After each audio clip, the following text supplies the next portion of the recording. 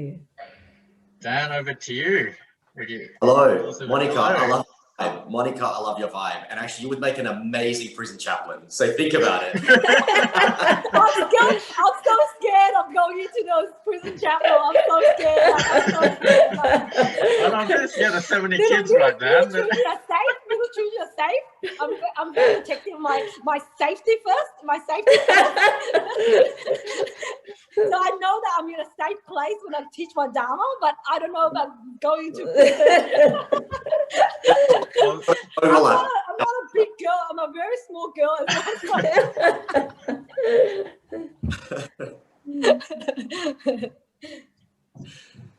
So tell us a bit more, Dan, about what does prison chaplaincy look like? What does it look like? Well, start by saying it's all of those things that Monica and Trish have spoken about, and it's a combination of both.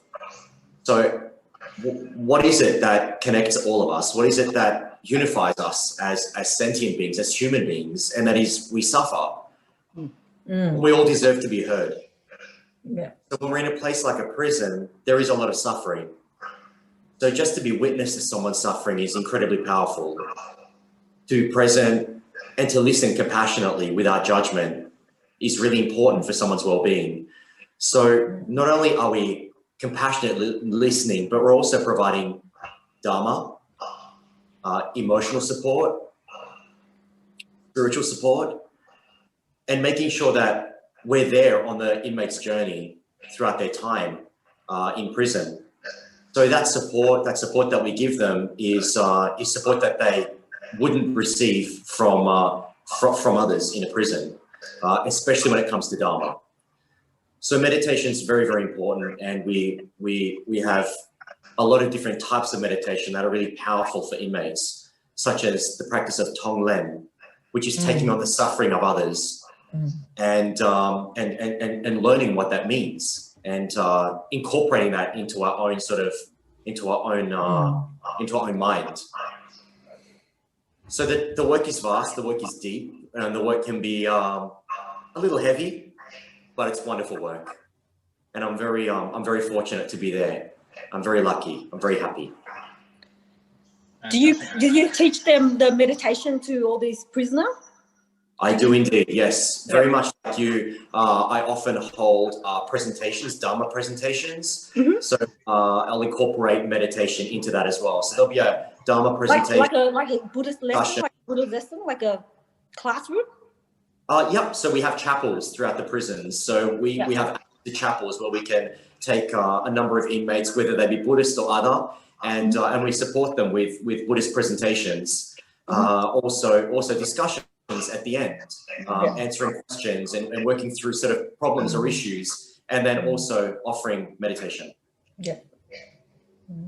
I understand with the prison system, you have to go on and supporting the same person from time to time. And it's been long time, like years.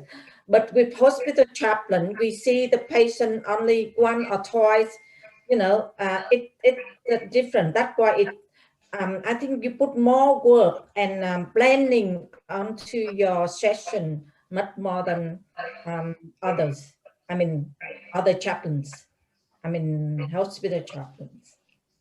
Yeah, there's certainly a lot of overlap between our work, but you're right. In a prison setting, we do have a lot more time with each inmate. So I can literally follow someone from the moment they've entered the prison to the day that they've been released, and see their progress, witness that progress, and support them in whichever way I can. And I've been very, very lucky to have supported inmates who've not ever returned back to prison. And that just shows you the power of Dharma. That shows the meditation of introspection, looking in, and sort of, contemplating your life.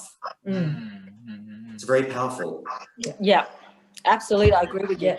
Yeah. How long have you been doing this? Just short of 5 years. Wow. And what's some of the things you hear back from the inmates, for what it means for them, Dan? Just to have someone to be able to listen to them without judgment, and to be able to allow them to express themselves. Sometimes that expression can be very aggressive. It can almost be quite violent in its wording, but that's okay. I'm there to just listen without judgment.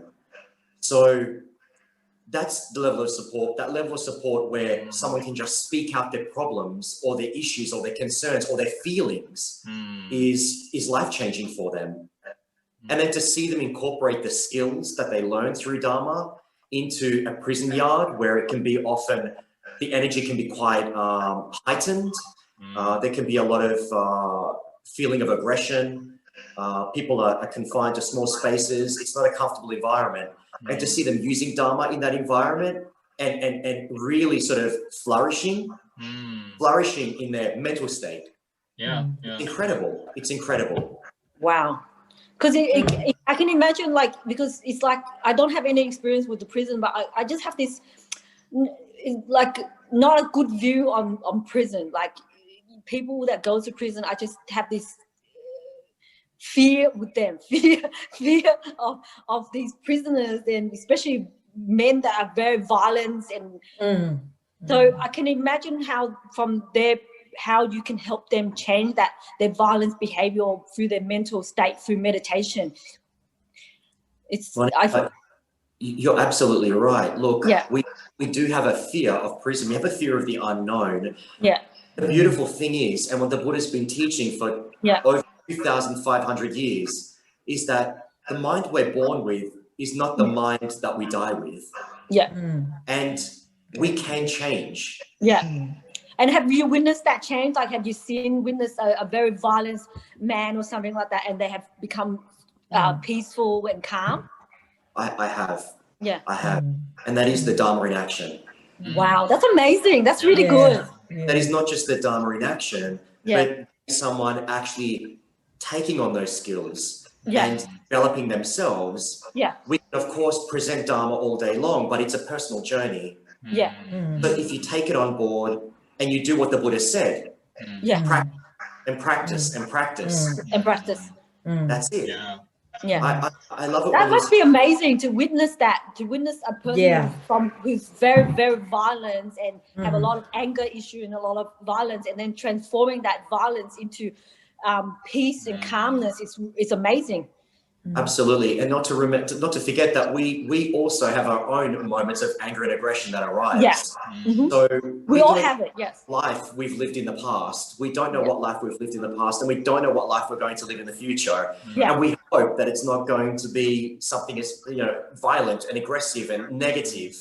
So we can only work on what we've got, and that is what we have here in the here and now. So meditation helps us with that. Meditation helps us with being in the present, accepting that is in front of us and before us. Exactly. And we work with what we've got.